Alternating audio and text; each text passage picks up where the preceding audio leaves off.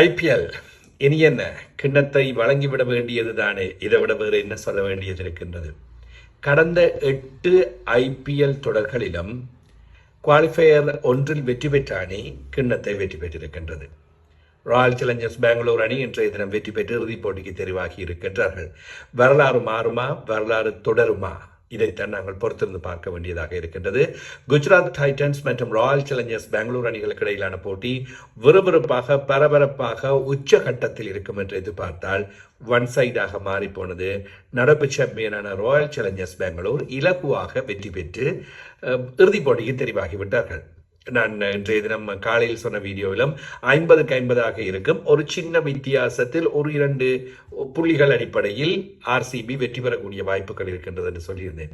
ஆனால் இவ்வளவு பெரிய இடைவெளியில் ஆர்சிபி வெற்றி பெறும், குஜராத் டைட்டன்ஸ் இப்படி உருட்டப்படும் என்று எதிர்பார்க்கவில்லை.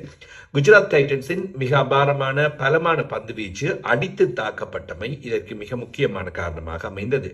முதல் துடுப்படுத்த இருந்த ராயல் சேலஞ்சர்ஸ் பெங்களூர் அணி 5 விக்கெட்டுகளை இழந்து 254 ஓட்டங்களை பெற்றுக் கொண்டது. இது மிகப்பெரியதொரு ஓட்ட எண்ணிக்கை. துடுப்பாட்டத்தை பொறுத்தவரையில் ஆரம்பம் கூட நல்ல முறையில் அமைந்தது. வெங்கடேஷ் ஐயர் தொடக்கம் துடுப்பாட்ட வீரர்கள் யாவருமே நல்ல முறையில் ஓட்டங்களை பெற்றார்கள்.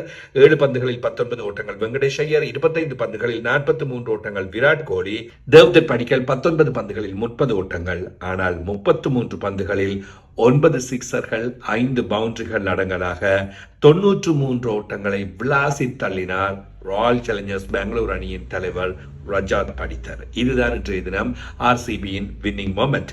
28 பந்துகளில் குர்னால் பாண்டியாவும் 43 ஓட்டங்களை பெற்றுக் கொடுத்திருந்தார். பந்து வீச்சில் ரபாடா 2 விக்கெட்டுகள், ஜேசன் ஹோல்டர் 2 விக்கெட்டுகள். ஆனால் ஓட்டங்களை அள்ளி வழங்கிவிட்டார்கள். ரஷீத் கானுக்கு விக்கெட் கிடைக்கவில்லை. பிரசித் கிருஷ்ணா ஒரு விக்கெட்டை கைப்பற்றி இருந்தார். எனவே என்ன செய்வது, ஏது செய்வது, 255 ஓட்டங்களை துரத்தி அடிக்க முடியுமா என்கின்ற நிலைமை காணப்பட்ட வேளையில் சாய் சுதர்ஷனுக்கு துரதிர்ஷ்டம். துடுப்படுத்த ஆடிவிட்டு ஓட்டத்தை பெற முயற்சித்த வேளையில் கையில் இருந்த துடுப்பு விக்கெட்டுக்கு மேல் விழுந்து அவர் ஹிட் விக்கெட் மூலமாக ஆட்டமிழந்தார். சுப்மன் கில் 2 ஓட்டங்களோடு ஆட்டமிழந்தார். ஜோஸ் பட்லர் 29 ஓட்டங்கள். அப்படியே மத்திய தரவரிசை கவுண்டு போனது. சாய் சுதர்ஷன், சுப்மன் கில், ஜோஸ் பட்லர் அடித்தால்தான் குஜராத் டைட்டன்ஸின் வெற்றி கிடைக்கும் என்பது உங்களுக்கு தெரியும். ஆனால் இன்றைய தினம் ராகுல் தெவேதியா இறுதி நேரத்தில் இம்பாக்ட் பிளேயராக வந்து போராடி இருந்தார். ஆனால் வெற்றி பெற முடியாமல் போனது. ஆர்சிபி அணி மிகப்பெரிய வெற்றி ஒன்றினை பதிவு செய்து கொண்டு இப்பொழுது இறுதிப் போட்டிக்கு தகுதி பெற்றிருக்கின்றார்கள்.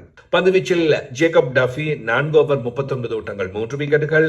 புவனேஸ்வர் குமார் 4 ஓவர் 28 ஓட்டங்கள் 2 விக்கெட்டுகள். ஜேசல்வுட் 4 ஓவர் 39 ஓட்டங்கள் 1 விக்கெட். ரஷீத் சலாம் 3 ஓவர் 24 ஓட்டங்கள் 2 விக்கெட்டுகள். குர்னால் பாண்டியா 2 விக்கெட்டுகளை கைப்பற்றிக் கொண்டார்கள். இதன் மூலமாக இந்த போட்டியில் வெற்றி பெற்றுக் கொண்டது ஆர்சிபி அணி. 162 ஓட்டங்களோடு குஜராத் டைட்டன்ஸின் இன்னிங்ஸ் நிறைவுக்கு வந்தது. எனவே மிகப்பெரிய வெற்றி ஒன்று ஆர்சிபிக்கு கிடைத்திருக்கின்றது. மிக அபாரமாக வெற்றி பெற்று இறுதிப் போட்டிக்கு தகுதி பெற்றிருக்கின்றார்கள். எனவே இந்த போட்டியில் இனி என்னத்தை பேச இருக்கின்றது? அடுத்த போட்டி சன்ரைசர்ஸ் ஹைதராபாத் மற்றும் ராஜஸ்தான் ராயல்ஸ் அணிகளுக்கு இடையிலான போட்டியாக நடைபெற போகின்றது. 2 அணிகளும் கிட்டத்தட்ட ஒரே ஃபார்மேட், ஒரே ஃபார்முலா. ஆரம்பத்தில் ஆக்ரோஷமாக ஆரம்பித்தார்கள். நடுவில் கவுண்ட் கொட்டி அடுத்த சுற்றுக்குள் தெரிவு செய்யப்படுவார்கள் என்ற நிலைமை காணப்பட்டது. இறுதி நேரத்தில் போராடி வந்தார்கள். சன்ரைசர்ஸ் ஹைதராபாத் முன்னதாகவே வந்துவிட்டது. ராஜஸ்தான் ராயல்ஸ் அணிக்கு கடைசி நேரம் வரையில் போராட்டம் காத்திருந்தது. ஒரு வெற்றி மாத்திரமே 2 அணிகளுக்குமான வித்தியாசம். ஆனால் சன்ரைசர்ஸ் ஹைதராபாத் அணி இந்த முறை ஐபிஎல்லில் விளையாடிய 2 போட்டிகளிலுமே ராஜஸ்தான் ராயல்ஸ் அணியினை வெற்றி பெற்றிருக்கின்றது. சன்ரைசர்ஸ் ஹைதராபாத் அணி பலமாக விளையாடுகின்றது. ராஜஸ்தான் ராயல்ஸ் அணிக்கு உபாதைகள் ஏற்பட்டிருப்பதும் சிக்கலாக காணப்படுகின்றது. குறிப்பாக அணியின் தலைவருக்கும் உபாதை காணப்படுகின்றது. ரயான் பராக், ரவீந்திர ஜடேஜாவுக்கும் உபாதை காணப்படுகின்றது. ஆனாலும் இருவரும் விளையாடுவதற்கான வாய்ப்புகள் இருப்பதாகவே சொல்லப்படுகின்றது. சன்ரைசர்ஸ் ஹைதராபாத் அணி என்னை பொறுத்தவரையில் 3வது இடத்தினை பெற்றிருக்கின்ற அணி. ஆனாலும் பலமாக அவர்கள் காணப்படுகின்றார்கள், தென்படுகின்றார்கள்.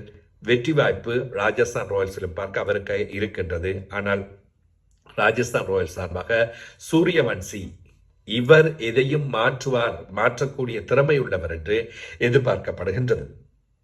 என்ன நடக்கப் போகின்றது பொறுத்திருந்து பார்க்கலாம்.